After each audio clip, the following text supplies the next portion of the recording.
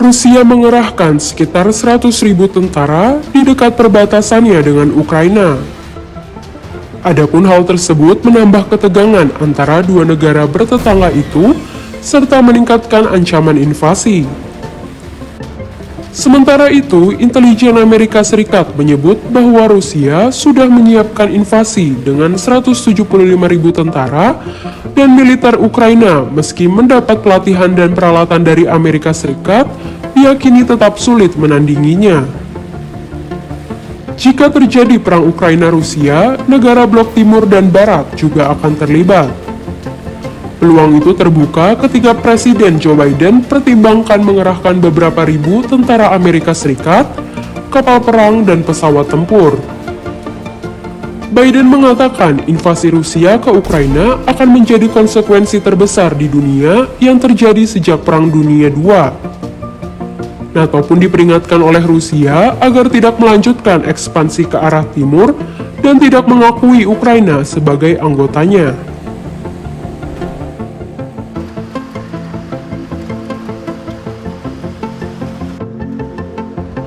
Pada dasarnya, Putin sedang berusaha menyusun ulang batas-batas Eropa pasca Perang Dingin, membangun zona keamanan yang luas, dan menarik kembali Ukraina dengan paksa jika perlu. Ketegangan antara Ukraina dan Rusia sudah membara sejak 2013 ketika Ukraina berupaya menggulingkan presidennya yang pro-Rusia, Viktor Yanukovych, dan militer Rusia memasuki wilayah Ukraina. Imbas kondisi tersebut, Rusia mencaplok semenanjung Crimea yang otonom pada 2014 dan mengobarkan pemberontakan separatis di Ukraina Timur. Rusia berdalih, aneksasi Crimea adalah untuk membela kepentingan warga Rusia di sana. Namun pencaplokan itu tidak diakui oleh sebagian besar negara. Tak lama kemudian, separatis pro-Rusia di wilayah Donetsk dan Luhansk di Ukraina mendeklarasikan kemerdekaan dari Kiev sehingga memicu pertempuran yang sengit selama berbulan-bulan. Gencatan senjata sempat disepakati pada 2015 tetapi sulit ditegakkan.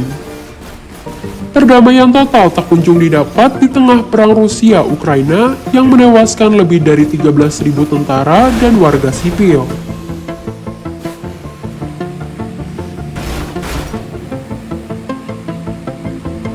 Menurut Putin, Ukraina pada dasarnya adalah bagian dari Rusia baik secara budaya maupun historis. Vladimir Putin yang kini berusia 69 tahun dan berada di senja karir politiknya, juga disinyalir berniat memoles citranya dengan memperbaiki apa yang dilihatnya sebagai bencana abad ke-20, yaitu pecahnya Uni Soviet.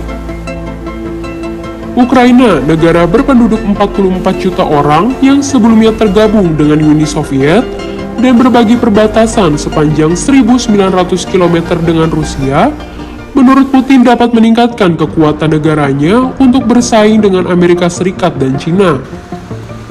Putin turut sinyalir berusaha meningkatkan dukungan nasionalis di dalam negeri di tengah pandemi yang berkecamuk dan perekonomian yang tertatih. Pada 2021, Rusia juga dilanda demo anti-Putin terbesar dalam beberapa tahun oleh oposisi.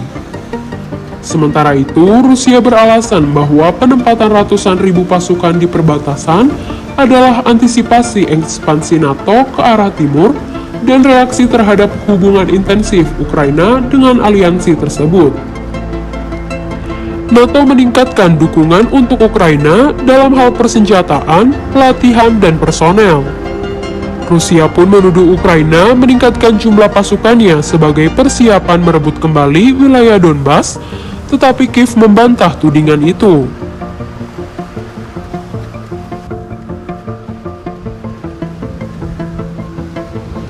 Pemerintah Ukraina menegaskan, Rusia tidak dapat mencegah Kiev membangun hubungan yang lebih dekat dengan NATO. Presiden Ukraina Volodymyr Zelensky menuding Rusia berusaha mengacaukan negara itu dan menyusun kudeta.